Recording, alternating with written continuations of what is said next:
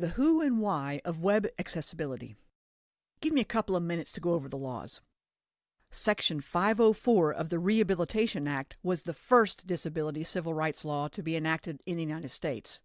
It prohibits discrimination against people with disabilities in programs that receive federal financial assistance. It also allows for the provision of an aid, benefit, or service if necessary for participation in an equally effective manner. A leveling of the playing field, so to speak.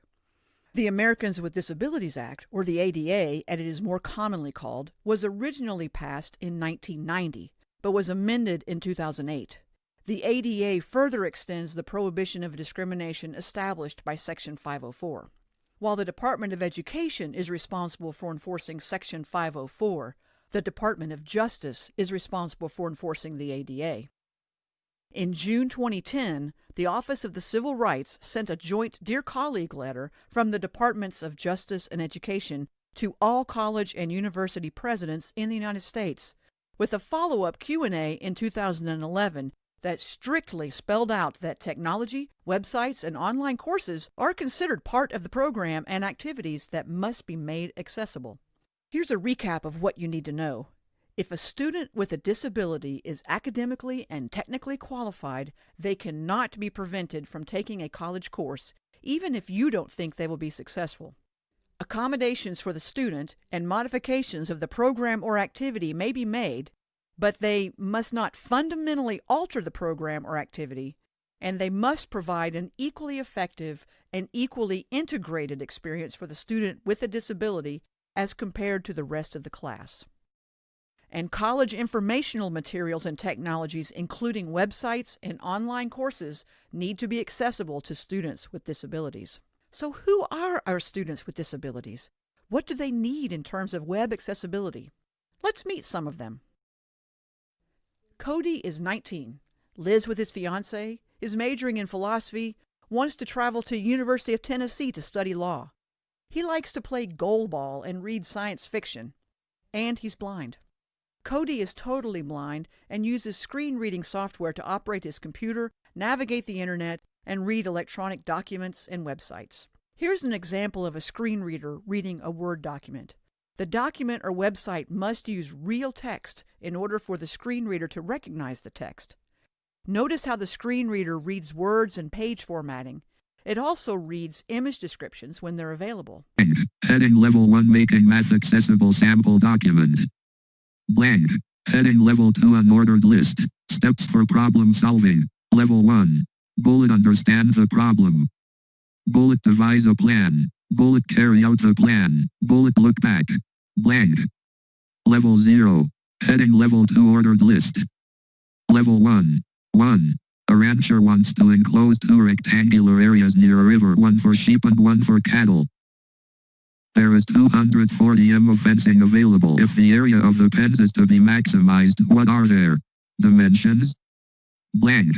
2. A container company is designing an open-top, square-based rectangular box that will have a volume of 62.5 cm, superscript 3 and superscript. Find the dimensions of the box that will maximize the surface area. Blank. Blank. Level 0. Heading Level 2 Hyperlinks. The link below is a hyperlink that was inserted in Word. Link, Mississippi State. Blank. Meet Jalen. Jalen is a welding student with a full-time job and a family. Jalen has dyslexia. Jalen also uses a screen reader or text-to-speech assistive technology, as it's sometimes called. The type of screen reader Jalen uses just reads electronic text, not the formatting or image descriptions like the screen reader Cody uses. You may be familiar with screen readers like Jalen uses. They are becoming very popular for anyone who wants to listen to a document rather than read it, for whatever reason, disability or convenience. ReadSpeaker, shown in the video, is an add-on tool. Some software comes with built-in readers. Adobe Acrobat Reader has the Read Out Loud function, and Microsoft Word has the similarly named Read Aloud function. Check for them the next time you have to read a long document.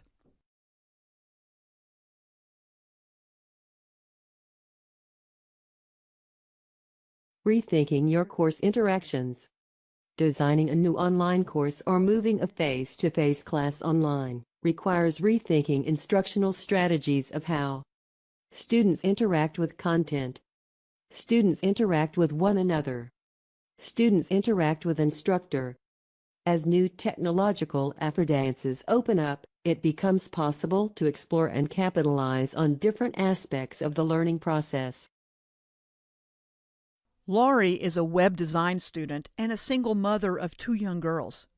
She works part-time and is a full-time student and mom. Laurie is low vision, and she needs electronic documents that she can magnify. She also uses screen reading or text-to-speech assistive technology like Jalen does.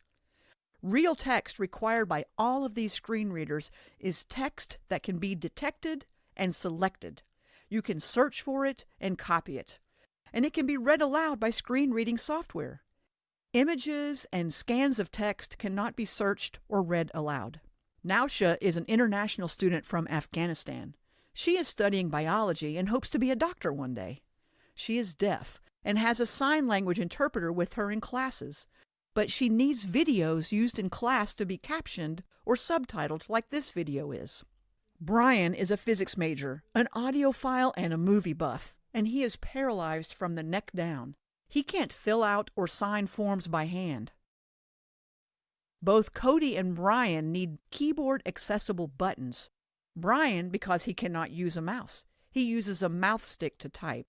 Cody because he can't see the mouse cursor on the screen. Both of them use the computer keyboard keys, specifically the Tab and Enter keys, the directional arrow keys, the space bar, and software keyboard commands to operate and navigate the computer.